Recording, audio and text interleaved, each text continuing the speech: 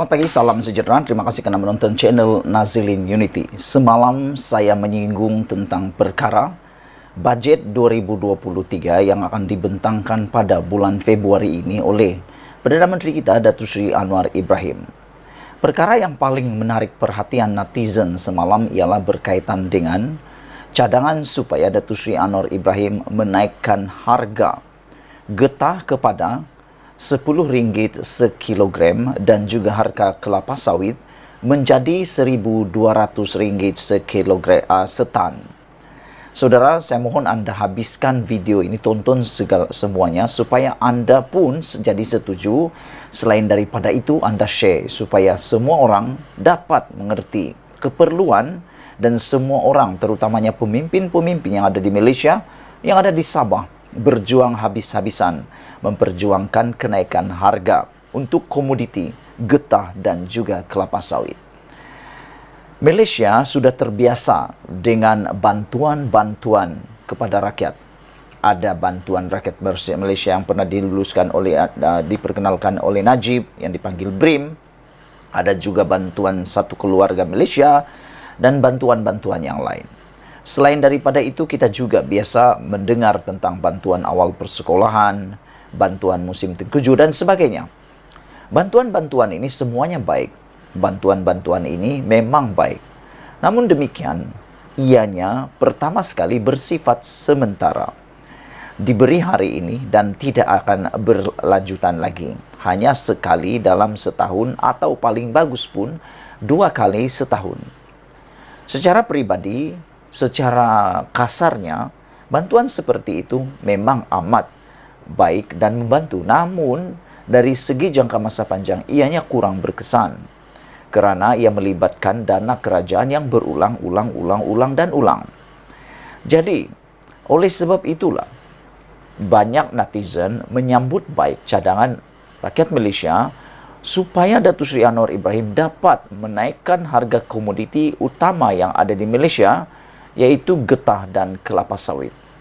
Beberapa orang daripada netizen yang membalas dalam ciapan komen mereka atau dalam komen mereka di laman Facebook, Twitter dan juga YouTube saya, mereka menulis, kalau kerajaan memberikan harga, menetapkan harga getah RM10 sekilogram dan juga RM1,200 untuk setan kelapa sawit, mereka kata ini akan dapat menjadikan rakyat tidak perlu lagi bergantung kepada bantuan-bantuan yang selalu diwar-warkan oleh kerajaan. Contohnya, bantuan keluarga Malaysia, BAP dan macam-macam lagi.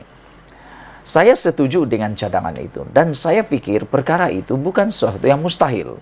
Ada orang yang tulis di dalam ruangan komen, mereka kata mustahil. Saya kata tidak mustahil. Kerana kalau anda masih ingat, pada waktu pentadbiran Perdana Menteri terdahulu, iaitu Tun Abdullah Badawi, beliau pernah, ataupun pada waktu itu pernah harga getah mencecah hampir RM8 sekilogram.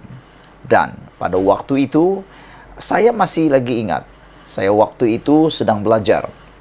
Apa yang berlaku? Kebanyakan ibu bapa mulai hidup senang. Mereka mampu membayar banyak perkara. Mereka ada yang membeli kereta baru untuk mengangkat getah pada waktu itu. Ada yang membeli kereta pacuan 4 roda. Kerana kemampuan mereka sudah mula meningkat. Namun apabila harga itu merosot semula, jatuh semula, mulalah kenampakan betapa besarnya kesan kejatuhan harga getah itu. Sehingga ke hari ini harga getah paling banyak pun tak pernah capai RM4 atau RM5. Ianya amat bergantung kepada harga pasaran dunia. Kita tahu bukan mudah untuk Datuk Seri Anwar Ibrahim menetapkan harga dua komoditi ini kerana ianya dipengaruhi oleh harga antarabangsa.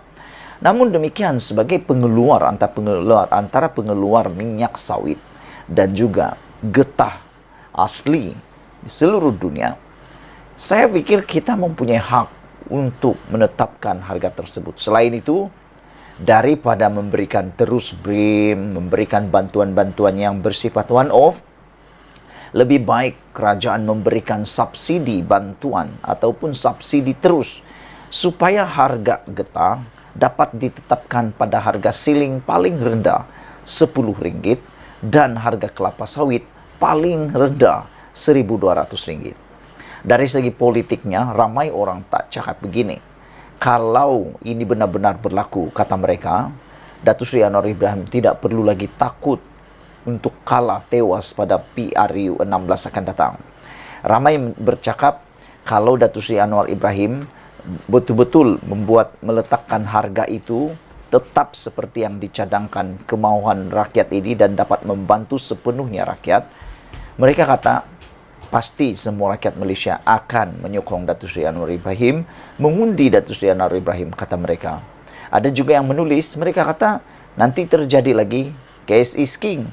Pada pendapat saya, cash is king lebih tertumpu kalau itu bentuk bantuan yang seperti ada sekarang, one off itu.